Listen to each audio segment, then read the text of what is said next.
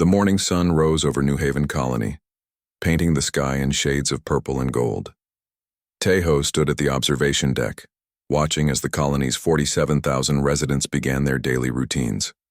Children walked to school, engineers headed to their stations, and farmers tended to the hydroponic gardens. After 3 years of hard work, New Haven had become a true home. Tejo was the chief engineer. He had helped build every structure in the colony, from the central power core to the smallest residential unit. He felt proud every time he looked at what they had created together. This moon, Ganymede 7, had been a lifeless rock. Now it was humanity's newest achievement. Governor Hyunwoo called a meeting that afternoon. Tejo walked into the conference room and found the other department heads already there. Hae-won, the lead scientist, was studying data on her tablet. Dae-jung, the security chief, sat with his arms crossed, looking serious as always. Sun-hee, the medical director, smiled warmly at everyone. Byung-ho, the communications officer, adjusted his headset nervously. "I have news," Hyunwoo said. "We've received a message from an alien species. They call themselves the Valons. They want to visit our colony." The room fell silent. This was humanity's first contact with intelligent alien life. Everyone had dreamed of this moment, but now that it was here, fear mixed with excitement. "What do they want?" Dae-jung asked immediately. "They say they're explorers," Hyunwoo replied. "They want to establish peaceful trade and cultural exchange. This could be the beginning of something wonderful for humanity." Dae-jung didn't look convinced, but he said nothing more. 3 days later, the Valon ships arrived. They were beautiful vessels, sleek and silver, unlike anything humans had designed. 5 ships landed outside the colony's main gates. The Valons who emerged were tall creatures, with smooth gray skin and large dark eyes. They moved gracefully, almost floating across the ground. The leader introduced himself through a translation device. His name was unpronounceable to human ears, so he told them to call him Ambassador Vorin. He extended what looked like a hand in greeting. Hyunwoo shook it warmly. "Welcome to New Haven. We're honored to meet you." The next 3 months were magical. The Valons shared stories of their empire, which stretched across dozens of star systems. They showed holographic images of their cities, their art, and their culture. In return, humans shared music, food, and their own history. Sun-hee's children performed a traditional dance for the Valon visitors. The aliens seemed fascinated by everything human. The Valons offered small gifts of technology, better water, purifiers, more efficient solar panels, simple things that improved daily life. They asked for nothing in return except friendship and knowledge. They studied New Haven's buildings, asked questions about human biology, and scanned the moon's mineral deposits. But Dae-jung grew more worried each day. He noticed the Valons' scanning equipment pointed at strange locations, the power core, the communication arrays, the emergency shelters. When he mentioned this to Hyunwoo, the governor dismissed his concerns. "You're being paranoid, Dae-jung," Hyunwoo said gently. "They're scientists. Of course they're curious about our technology. This is what first contact looks like, mutual learning." "Something feels wrong," Dae-jung insisted. "Why are they scanning our defenses? Why do they ask about our weapons, our escape ships, our population centers?" "You see threats everywhere because you're a soldier," Hae-won said, "but not everything is a battle. Sometimes people really do come in peace." Dae-jung wanted to believe that. He really did, but his instincts screamed danger. On the morning of the 91st day, Tejo woke up early. He had a shift at the power plant and wanted to finish some repairs before breakfast. As he walked through the quiet streets, he felt grateful for this life. His wife was pregnant with their first child. They had named the baby already, though she wouldn't be born for another 4 months. Life was good. The alarm started at 0817 hours. Tejo looked up at the sky and saw them. Massive Valon warships appearing from nowhere, their cloaking technology deactivating. There were dozens of them, maybe hundreds. They filled the sky like metal clouds. "This is not a drill." Byung-ho's voice came over every speaker in the colony. "All citizens proceed to emergency shelters immediately. This is not a drill." Tejo ran. He wasn't the only one. Thousands of people poured into the streets, parents carrying children, elderly residents helped by neighbors, everyone moving as fast as they could toward safety. The first weapon strike hit the power core. The explosion threw Tejo to the ground. His ears rang. Fire erupted across the eastern district. The second strike destroyed the communication tower. Then the third, fourth, and fifth strikes came in rapid succession. The Valons weren't aiming randomly. They hit every important structure: the spaceport, the defense turrets, the escape ships, the hospitals, the schools. In minutes, New Haven's ability to fight back or flee was gone. Tejo stumbled toward the nearest shelter. He passed bodies in the streets, people who hadn't made it, cut down by falling debris or caught in explosions. He saw Sunhee running in the opposite direction, screaming her children's names. Inside the shelter, 200 people crowded together in the darkness. The wall shook with each impact. Children cried. Adults prayed. Daejung was there, blood running down his face from a head wound, trying to maintain order. "Stay calm," Daejung commanded, though his voice shook. "The walls are reinforced. We're safe here." But they could hear the destruction above. The colony they had built was being systematically erased. 17 minutes. That's how long the bombardment lasted. 17 minutes to destroy 3 years of hope and work. Then came silence. Daejung made everyone wait for 2 hours before opening the shelter door. When they finally emerged, New Haven was gone. Smoke rose from every direction. Not a single building stood intact. Bodies lay everywhere. The silence was worse than the explosions had been. They found other survivors emerging from deep mining tunnels. In total, 127 people had survived out of 47,000. Tejo walked through the ruins, looking for his wife. He found her body near their home, half buried in rubble. Byung-ho had survived in the underground communication backup facility. He showed them the message he had intercepted before the main tower fell. It was the Valon fleet commander speaking to his ships. "Excellent work," the Valon had said. "Another infestation removed before it could spread. Mark this world as cleared. Move to the next target." Sunhee collapsed when they found her children in the destroyed school. Both dead. She screamed until her voice gave out, then sat in silence, staring at nothing. That night, the 127 survivors huddled in the mining tunnels. They had no food, limited water, and no way to call for help. Tejo held his wife's wedding ring, the only thing he had left of her. Daejung, despite his wounds, stood guard at the tunnel entrance. "Earth doesn't even know what happened yet," someone whispered in the darkness. "Our emergency beacon was destroyed." "They'll send a ship eventually," Daejung said. "Regular check-ins happen every month. When we don't respond, they'll come." "And then what?" Tejo asked, his voice hollow. "What can Earth do against that fleet?" No one had an answer. They sat in the darkness, surrounded by the dead, waiting for rescue that might never come. The Valons had shown humanity the truth. In this galaxy, there were predators, and they had just learned what it felt like to be prey. The Vengeance fleet traveled for 6 days before reaching the first Valon military outpost. Admiral Kwan-ho stood on the bridge of the Righteous Thunder, studying the sensor data. The outpost orbited a red dwarf star, home to 32 Valon warships and various support facilities. "They don't know we're here yet," his sensor officer reported. "Their technology can't detect us at this range." Kwan-ho nodded. Humanity had one advantage: the Valons had underestimated them. The aliens thought humans were primitives with basic space travel. They didn't expect advanced weapons or military tactics. "Send the warning," Kwan-ho ordered. The communication officer broadcast a message to the outpost. "Attention Valon forces. This is the United Earth Fleet. You have 1 hour to evacuate all civilian personnel. After that time, this facility will be destroyed. Any military vessels attempting to flee will be engaged. You started this war.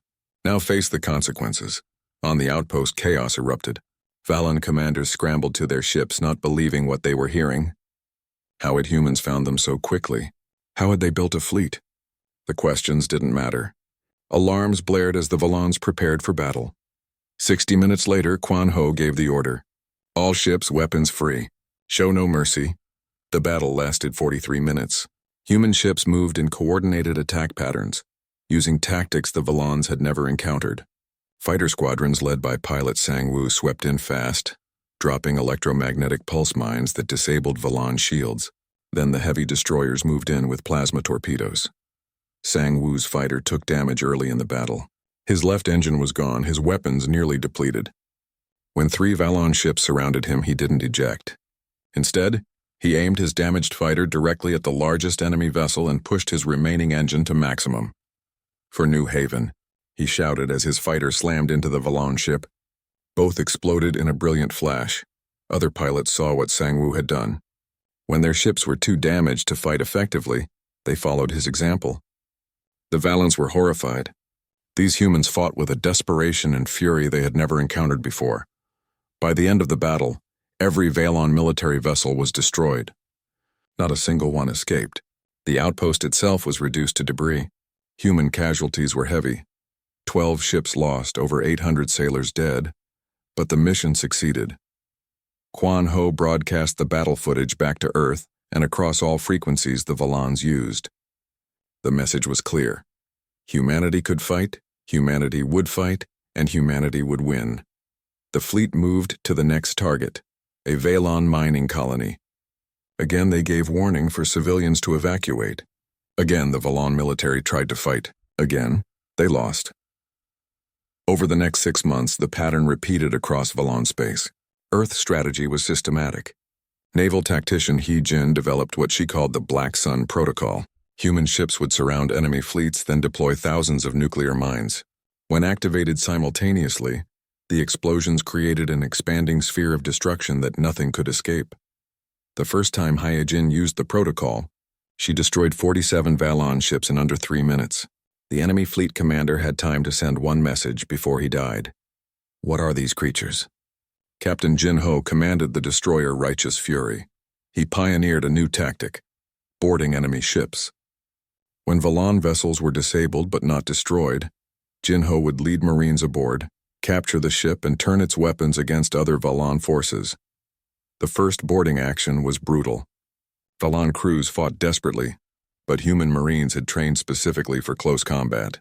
Within an hour, Jin Ho controlled the enemy vessel. He accessed its computer systems and discovered something important: detailed maps of Valon military installations throughout the sector.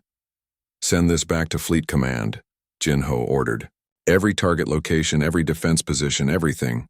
With this intelligence, Earth's campaign accelerated.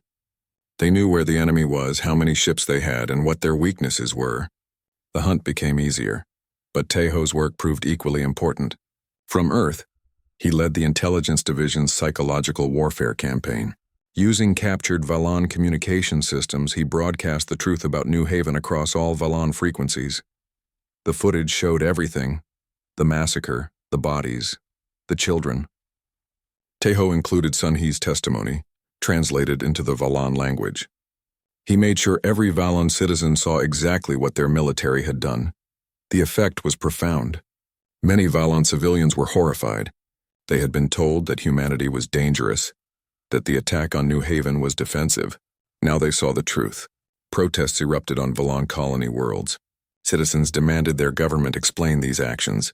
More importantly, other species in the sector saw the footage too. Civilizations that had been too afraid to speak against the Valon Empire suddenly found courage. Some offered covert support to Earth, intelligence about Valon movements, safe harbors for damaged human ships, and diplomatic pressure. The Greyland species, whose colony had been destroyed by the Valons 30 years earlier, sent a message to Admiral Kwon Ho. "We cannot fight beside you openly, but we will provide what help we can. Make them pay for all of us." As Earth's victories mounted, the Valon Empire began to fracture. Colony worlds on the outer rim declared independence, refusing to send more ships to die against the humans.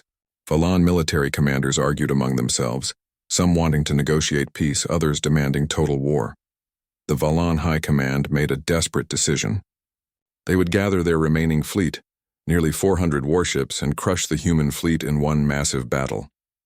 They chose a location near a nebula, where their superior numbers would be decisive. Admiral Kwon Ho received intelligence about the trap from Greyland sources.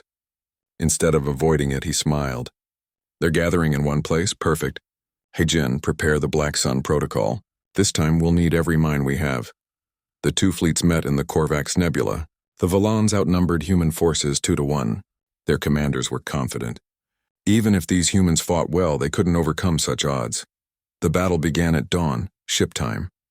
Valon vessels advanced in a standard formation, preparing to overwhelm the human fleet with sheer numbers. But Quan Ho had a different plan. All ships execute retreat pattern 7, he ordered. The human fleet turned and fled. The Valons pursued eagerly, thinking they had won. They chased the humans deeper into the nebula, spreading out to prevent escape. Now, Quan Ho said quietly, every human ship released its payload of nuclear mines, thousands of them, hidden in the nebula's gas clouds. The Valon fleet was completely surrounded. Hai-Jin activated the protocol. The mines detonated simultaneously. The nebula turned into a sun for 30 seconds. When the light faded, 384 Valon ships were gone. Only 16 escaped. It was the most devastating military defeat in Valon history. Admiral Quan Ho broadcast a message to the Valon homeworld immediately after. This is Admiral Quan Ho of Earth. Your fleet is destroyed. Your military installations are burning. Your colonies are in rebellion. We have shown you mercy by allowing civilian evacuations. But that mercy ends now. We are coming for your homeworld. Surrender your military leadership for trial, or we will bring war to your doorstep. You have 1 week to decide. On Earth, the news of the victory spread rapidly. People celebrated in the streets. Sun Hee watched the footage from her apartment. She didn't celebrate. She simply nodded, satisfied that justice was being served. Dai Jung continued training soldiers, though many wondered if more troops would even be needed. The war seemed nearly won. But Taeho worried. The homeworld will be heavily defended, he told his team. They'll throw everything they have left at us. This last battle will be the bloodiest, he was right. The Valon Emperor, a leader named Rakthar who had ruled for 40 years, refused to surrender. Instead, he called every remaining ship back to the homeworld. He demanded every colony send reinforcements. He promised his people that the humans would be destroyed. We have ruled this sector for 10,000 years, Rakthar announced to his people. We will not bow to primitives. Let them come. We will show them the true power of the Valon Empire. The Vengeance fleet prepared for the final assault. Repairs were made, ammunition restocked, new fighters brought from Earth. Many ships bore the scars of battle, painted with kill markers for each enemy destroyed. The crews were tired but determined. Quan Ho gathered his senior officers for a final briefing. This is it, he told them. One more battle and this war ends. The homeworld has 800 warships defending it, plus orbital defense platforms. They have the advantage of fighting near their supply lines and support infrastructure. Many of us won't survive this. He looked at each officer in turn. But we didn't come this far to turn back. We promised the dead that we would bring justice. We promised the survivors that their sacrifice wouldn't be forgotten. So we finish this, for New Haven, for humanity, for every species the Valons have destroyed. The officers saluted. For New Haven, they said in unison. The Vengeance fleet set course for the Valon homeworld. The final battle approached. The Valon homeworld appeared on the viewing screens like a blue and green jewel. It was beautiful. Vast oceans, sprawling cities, and millions of lights visible even from orbit. Admiral Quan Ho studied the planet for a long moment. So many lives down there, he thought. So much history and culture. Then he remembered New Haven and hardened his heart. Sensor report, he ordered. 834 enemy warships in defensive positions, the officer reported. 42 orbital defense platforms, each armed with weapons capable of destroying moons.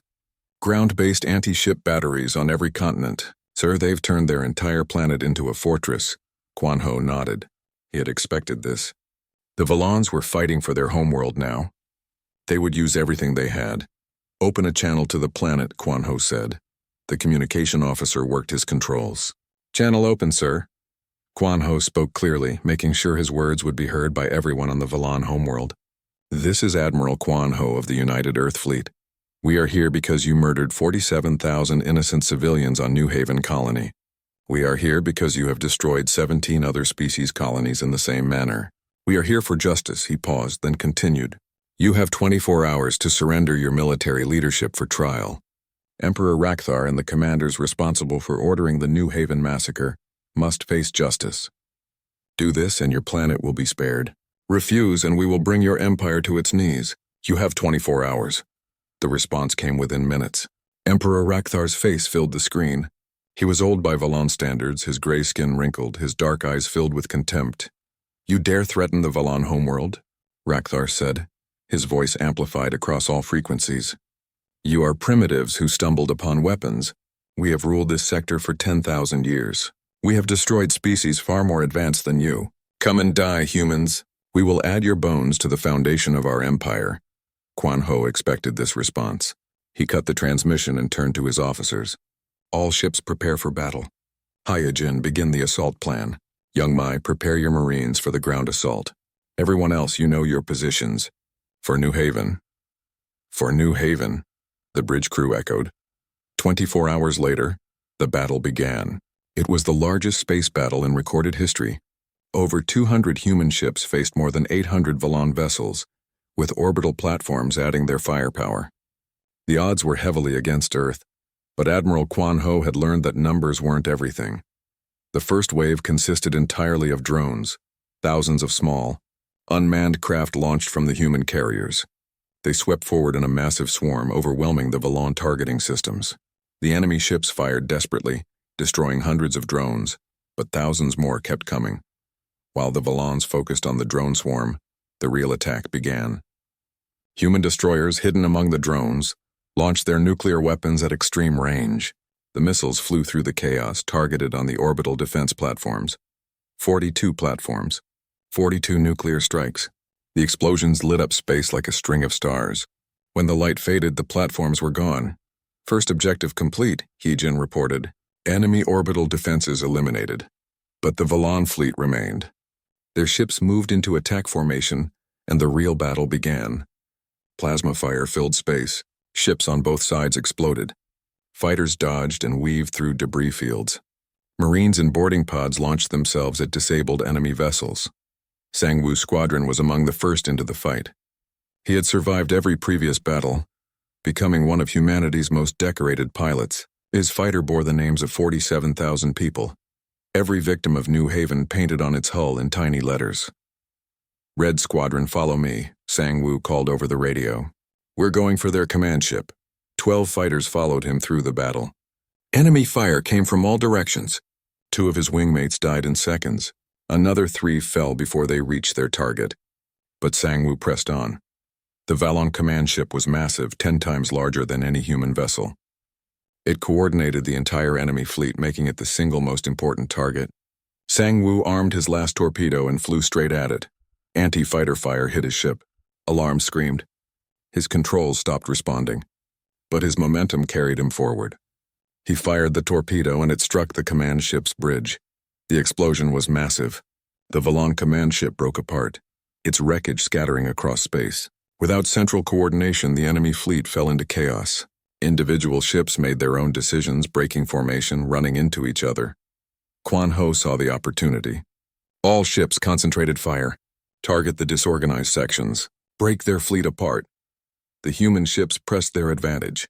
They moved in coordinated groups, overwhelming isolated enemy vessels. The tide of battle turned. Valon ships tried to retreat toward the planet, but human destroyers cut off their escape routes. Captain Jin Ho's righteous fury led a group of ships right into the heart of the enemy formation. They fought at close range, where the Valon's numerical advantage meant less. Jin Ho's crew worked perfectly together, each member knowing their role without needing orders. Target the engines on that cruiser, Jin Ho called. Disable it, don't destroy it. We need more intelligence, his weapons officer obeyed. Precise shots crippled the Valon cruiser. Jin Ho sent boarding teams across, led by his best Marines. Within 30 minutes, they controlled the ship and accessed its computer systems. What they found was valuable: the access codes to the planetary defense network. Jin Ho immediately transmitted the information to Taeho on Earth. Taeho received the data and went to work immediately. He had spent months studying Valon computer systems. Within an hour, he had created a virus. He sent it back to Jin Ho with simple instructions. Upload this to the captured ship's communications array. Jin Ho did so. The virus spread through the Valon military network like wildfire. Every ship, every defense system, every targeting computer froze for exactly 60 seconds. 60 seconds doesn't sound like much time, but in a space battle it's an eternity. All ships fire at will, Quanho shouted. The human fleet unleashed everything. With the Valon defenses frozen, every shot hit its target. 300 Valon ships died in those 60 seconds. When their systems came back online, half their fleet was gone. The remaining Valon ships tried to flee. Some made it. Most didn't. The battle that was supposed to be humanity's defeat became the Valon Empire's end. But the space battle was only half the war. Commander Young Mi led the first drop division toward the planet's surface. Her mission was simple but dangerous. Capture the Imperial Palace and arrest Emperor Rakthar. We're not here to destroy their cities, Young Mi told her Marines during the descent. We're here for one man. The Emperor. He ordered the massacre. He faces justice. Everyone else is a civilian until they attack us. The dropships broke through the atmosphere under heavy fire from ground batteries. Several ships were destroyed before reaching the surface. Young Mi's ship took damage but landed intact in the capital city, 3 kilometers from the Imperial Palace. The urban combat that followed was vicious. Valon soldiers defended every street, every building. They knew what would happen if the Emperor was captured. Human Marines advanced slowly, using cover, working in small teams. They had trained for this. Young Mi led from the front. She had been a teenager during Earth's unification wars and knew urban fighting better than most. Her unit moved through the city like ghosts, avoiding main streets, using abandoned buildings for cover. It took 6 hours to reach the palace. The Emperor's elite guards made a final stand at the main gates. They were well trained and well armed, but the human Marines had something the guards didn't. They were fighting for justice, not just following orders. The battle for the palace lasted 2 hours. Young Mi lost 30 Marines in that fight, but eventually, they breached the gates and entered the palace itself. Emperor Rakthar waited in his throne room. He wore ceremonial armor and carried an ancient weapon. Around him stood his final guards, ready to die protecting their emperor. Come then, primitives, Rakthar said. Die with honor in the presence of greatness. Young Mi walked forward slowly. Her weapon was raised but not firing. Emperor Rakthar, she said, you are under arrest for crimes against humanity and 17 other species. Surrender peacefully and you will receive a fair trial. Rakthar laughed. I am the Eternal Emperor. I do not surrender to lesser beings. He charged forward, his weapon blazing. Young Mi dodged and fired once. Her shot hit Rakthar's leg, dropping him to the ground. His guards tried to attack, but they were quickly disarmed. Young Mi stood over the fallen emperor. You're not eternal. You're just a war criminal, and now you'll face justice like anyone else. Outside, the space battle ended. The Valon fleet was destroyed. Orbital superiority belonged to Earth. Ground forces across the planet began surrendering when they learned their emperor had been captured. Admiral Quan Ho broadcast from his ship. Attention, Valon homeworld. The battle is over. Your emperor is in custody. All military forces are ordered to surrender immediately. Any further resistance will be met with overwhelming force. Civilian authorities, please respond to coordinate the transition. The war trials began 3 months after the siege ended. The United Earth Council established a tribunal on a neutral space station at the edge of Valon space. Representatives from 37 different species attended, including those whose colonies had been destroyed by the Valon Empire. The trial was broadcast across the entire galaxy. Everyone wanted to see what would happen to Emperor Rakthar and his military commanders. Chief Prosecutor Ji-Sun stood before the tribunal. She had lost her brother at New Haven and had fought hard to ensure these trials happened. Now she addressed the assembled judges and observers. We are here today to seek justice, Ji-Sun began. Not revenge, not destruction, justice. The defendants are charged with genocide, war crimes, and crimes against peaceful species. We will prove that they systematically murdered millions of innocent beings across decades, all while claiming to be defenders of order. Emperor Rakthar sat in the defendant's chair, his hands bound. He looked old and tired, nothing like the proud ruler who had threatened Earth. Next to him sat 17 of his top military commanders, including the fleet admiral who had personally ordered the New Haven attack. The evidence phase lasted 2 weeks. Tejo presented technical data showing how the Valons had planned their attacks. Computer records proved they had studied New Haven for 3 months specifically to identify how to kill the most people in the shortest time. Messages between commanders discussed the removal of the human, Infestation with coal deficiency, Captain. Young Sick showed video footage from New Haven. The tribunal watched in silence as the recordings showed the colony before the attack, children playing, people working, families living peaceful lives. Then came the footage from after, showing the destruction and the bodies. Several alien observers left the room during that presentation. Even those who had no connection to humanity found the images disturbing, but the most powerful testimony came from the survivors. Daejung took the stand first. He described the warning signs he had noticed, the scans the Valons had conducted, and how his concerns were dismissed. He explained in detail the 17 minutes of bombing that destroyed everything. "I've been a soldier my entire adult life," Daejung said. "I've seen combat. I've seen people die. But what the Valons did wasn't combat. It was extermination. They weren't fighting an enemy. They were removing pests." Taeho testified about the aftermath. He described searching for his wife in the ruins, finding her body, and realizing his unborn child would never be born. His voice remained steady throughout, but his hands shook as he held up his wife's wedding ring. "This is all I have left of my family," Taeho said quietly. "One ring. Everything else was destroyed. My home, my work, my future. The Valons didn't just kill my wife. They killed the life we were building together." Then Sun-Hee took the stand. She walked slowly to the witness chair, her body still bearing scars from the attack. The entire tribunal fell silent as she began to speak. "My children's names were Bora and Jaemin," Sun-Hee said, just as she had said before the Earth Council. "Bora was 7 years old. She wanted to be a doctor like me. She would practice by pretending to treat her stuffed animals. Jaemin was 9. He loved to draw. He drew pictures of the Valon visitors. He thought they looked beautiful." She paused, staring directly at Emperor Rakthar. 2 weeks before the attack, my children performed a traditional dance for Ambassador Vorin and his team. The Valons watched them. They smiled. They said how wonderful human children were. Sun-Hee's voice grew harder. "Then those same Valons came back and bombed their school. When I found them in the rubble, they were holding hands. That's how they died. Together, scared, in pain, wondering why the friendly aliens they had danced for were killing them." She leaned forward.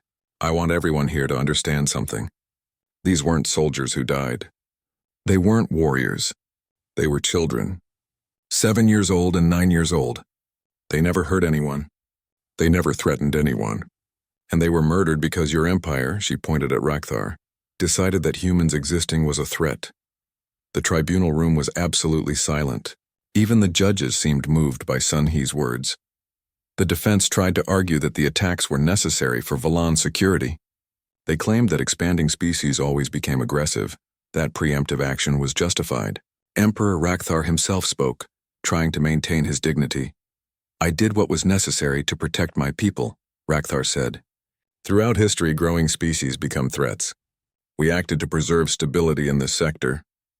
It was not personal. It was strategic." Admiral Quan Ho, called as a witness, responded with devastating clarity. "You claim your actions protected Valon's security," Quan Ho said. "But the evidence shows something else. You didn't fear humans. You feared we would become equals. Your empire was built on being superior to everyone else. The moment you encountered a species with potential, you destroyed them. Not because they were threats, but because they might someday challenge your dominance. Your empire wasn't built on security. It was built on cowardice." The trial concluded after 1 month. The judges deliberated for 3 days. When they returned, the verdict was unanimous. All 17 military commanders were found guilty of genocide and war crimes. Emperor Rakthar was found guilty on all charges. The fleet admiral who ordered the New Haven attack received a death sentence to be carried out by injection. The other commanders received life imprisonment. Emperor Rakthar was sentenced to life imprisonment in maximum security. "You will spend the rest of your life remembering what you did," the lead judge told Rakthar. "You will live with the knowledge that your empire fell because of your choices. That is your punishment." But the trials were only the beginning of justice. Earth had won the war, and now they had to decide what to do with the Valon Empire. Some voices called for total destruction. Others wanted harsh penalties. A few advocated for mercy. The decision ultimately came from an unexpected source. Sun-Hee, speaking at the United Earth Council, proposed a different approach. "We can destroy them," Sun-Hee said. "We have the power. But if we do, we become like them. We become killers of civilians. We become the monsters. She looked around the chamber. Instead, we should rebuild them. Force them to become what they should have been all along, a peaceful society. Dismantle their military. Establish democracy. Ensure their civilians have rights and freedom. Make them into a species that would never consider doing what they did to us. The proposal was debated for weeks, but eventually, it passed. Earth imposed harsh terms on the Valon Empire. The empire was dissolved. All colonies were granted immediate independence. A new democratic government was established on the Valon homeworld, with a constitution that explicitly protected the rights of all species. The Valon military was completely disbanded. All weapons were destroyed. Earth would maintain a peacekeeping force for 50 years to ensure compliance. War crimes education became mandatory in all Valon schools. Every child would learn about New Haven and the other massacres. Many Valon civilians initially resented these terms. But as the years passed, something changed. Young Valons, educated about their empire's crimes, began to feel ashamed. They demanded better. They wanted to prove they were different from their parents' generation. Earth also created the Galactic Protection Council, an alliance of species dedicated to preventing future genocides. 23 species joined immediately, including some who had been too afraid to oppose the Valons before. The Council's charter was simple. No species would face extinction while others could prevent it. The years passed. The war faded into history, but the memory remained. On the ruins of New Haven, a massive memorial was built. It listed every name of the 46,073 murdered civilians. The memorial was designed by a Valon architect who had learned about the massacre as a child and wanted to honor the dead. Thousands of people visited each year, humans, Valons, and members of dozens of other species. Sun He retired from public life and founded the New Haven Memorial Foundation. She spent her remaining years ensuring that the massacre would never be forgotten. She collected testimonies from survivors, preserved artifacts from the colony, and created educational programs for schools across the galaxy. Teho became Earth's ambassador to the new Valon government. He worked on reconciliation programs, helping young Valons understand the past while building toward a better future. He eventually remarried and had 2 daughters, naming them Bora and Jamin in memory of Sun He's lost children. Daejung trained the Galactic Protection Force, ensuring that the next generation of peacekeepers would be ready to defend innocent species. He never forgot his failure to prevent the New Haven massacre, and he made sure no one under his command would ever face the same guilt. Admiral Quan Ho retired to a small farm on Earth. He rarely gave interviews and never sought glory for his victories. When asked about the war, he would simply say, "We did what was necessary. I hope we never have to do it again." Captain Young-sik wrote the definitive history of the war, ensuring that future generations would understand what happened and why. His book became required reading in military academies across dozens of species. 10 years after the massacre, a ceremony was held at the New Haven Memorial. Representatives from 40 species attended. Teho gave the keynote speech. 3 weeks passed before the rescue ship arrived. Captain Young-sik stood on the bridge of the Earth vessel Morning Star, staring at the ruins of New Haven through the viewport. He had served in the military for 20 years and had seen combat, but nothing prepared him for this. "Captain, we're detecting life signs," his sensor officer reported. "Underground, about 120 signatures. Send medical teams immediately," Young-sik ordered. "And document everything. Earth Command will need to see this." The medical teams found the survivors in the mining tunnels. They were weak, dehydrated, and traumatized. Sun He hadn't spoken since they found her. Teho's hands shook constantly. Daejung had infections spreading from his untreated wounds.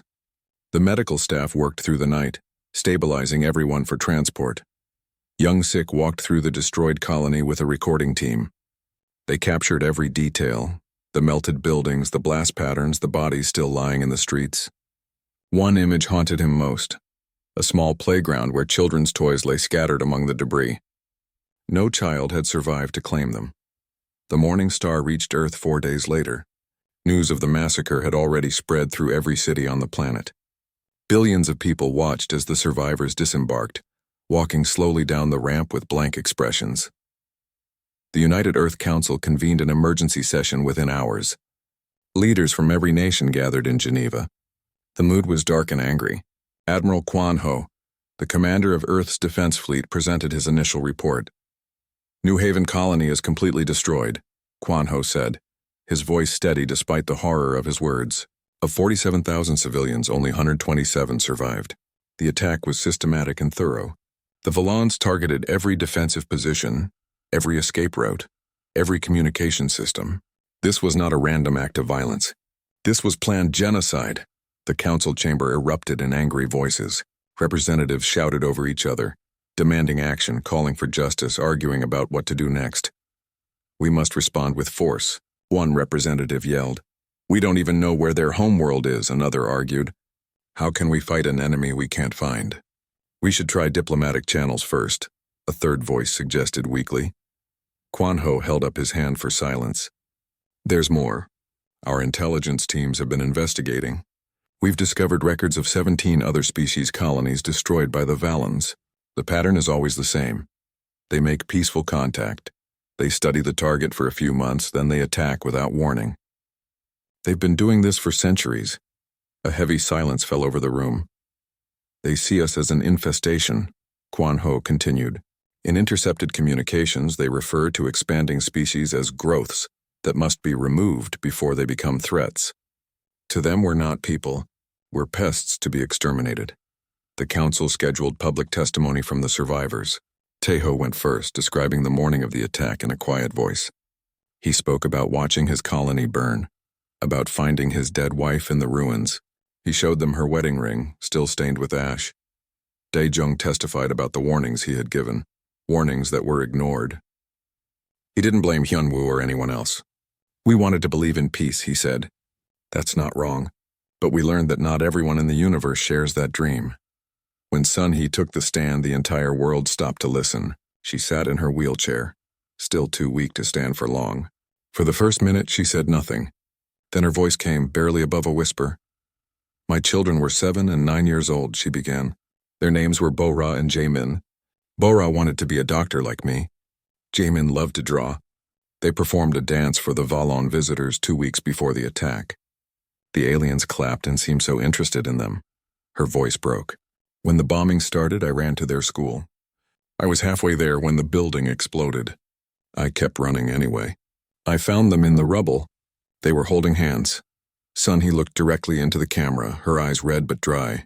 "I want everyone watching to understand something. These creatures came to us as friends. We welcomed them. We shared our food, our culture, our children with them, and they murdered those same children without hesitation. They murdered 47,000 people who had done nothing wrong except exist and build a home." She paused, then said, "Don't let anyone tell you this was a misunderstanding or that we can negotiate peace. They don't want peace. They want us dead. All of us." The broadcast reached every corner of Earth. In homes, in public squares, in military bases, billions of people watched Sun-hee's testimony. Many wept, many became angry, some called for immediate war. Others still counseled caution. The United Earth Council voted the next day. The chamber was packed with observers. Representatives from 194 nations sat in their designated seats. The question was simple. Would Earth respond with military force? The vote was unanimous. Every single nation voted yes. Admiral Quan Ho was given full authority to mobilize Earth's military forces. Every shipyard on the planet and in orbit switched to war production. Every weapons laboratory began developing new technologies. Earth had been at peace for 50 years, but humanity remembered how to fight. Young Sik volunteered to lead the propaganda division. He took the footage from New Haven and created a documentary that was broadcast on every network. Remember New Haven became a rallying cry. Recruitment centers were overwhelmed with volunteers. Tejo joined the intelligence division. His engineering knowledge was valuable for understanding Valon technology. He spent 16 hours a day studying the ships that had attacked his home, looking for weaknesses. Dae-jung recovered from his wounds and immediately began training special forces units. He taught them about Valon tactics, about how they moved and fought. He trained them to be harder, faster, and more ruthless than any soldiers in human history. Sun-hee became the face of Earth's resolve. She traveled to military bases, speaking to soldiers about why they were fighting. She never spoke with anger or hatred. Instead, she spoke about her children, about the colony they had built, about the future that was stolen from them. Her quiet pain motivated soldiers more than any angry speech could. 8 months after the massacre, Earth's response was ready. The Vengeance fleet consisted of 200 warships, each equipped with weapons that represented humanity's greatest innovations.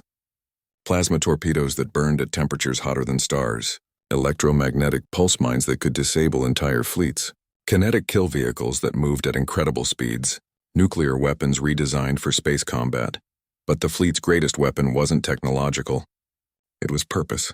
Every sailor, every pilot, every Marine who boarded those ships knew exactly why they were fighting. Many had lost family or friends at New Haven, those who hadn't felt connected to the victims anyway. They were all human, all part of the same species, and an attack on one colony was an attack on all of humanity. The day before the fleet launched, Earth broadcast a message to the Valon Empire on all frequencies. Ji-sun, a diplomat whose brother had died at New Haven, stood before the cameras. Her voice was calm and clear. "People of the Valon Empire," she began. 3 months ago, your military murdered 47,000 civilians on New Haven colony. They were not soldiers. They were families, parents, children, teachers, doctors, engineers. They welcomed your representatives with open arms. They shared their culture and their home, and you killed them. Ji-sun paused, letting that sink in. You called us an infestation. You said we needed to be removed. You declared war on humanity with your actions. So be it. We accept this war. Her expression hardened. But understand this. We are not like the other species you have destroyed. We will not beg for mercy. We will not surrender. We will not stop until justice is served. You showed our people no mercy. You will receive none in return. The final words of the broadcast would echo across the galaxy for years to come. We are coming, and we will show you what happens when you awaken humanity's fury. The transmission ended. Admiral Kwan Ho stood on the bridge of his flagship, the Righteous Thunder. Around him, 200 warships hummed with power, ready to launch. He thought about the survivors, about the dead, about the children who would never grow up. All ships, he said into the fleet-wide channel. This is Admiral Kwan Ho. Our mission is simple. We will find every Valon military installation. We will destroy them. We will not stop until the people responsible for New Haven face justice. For the dead, for the survivors, for humanity, let's bring them war. The Vengeance fleet launched, leaving Earth's orbit in perfect formation. They jumped into hyperspace, heading toward Valon space. The largest military operation in human history had begun. Back on Earth, Sun He watched the fleet disappear into the stars. She whispered a prayer for the soldiers, for the dead, and for herself. Make them understand, she said softly. Make them feel what we felt. The war had begun.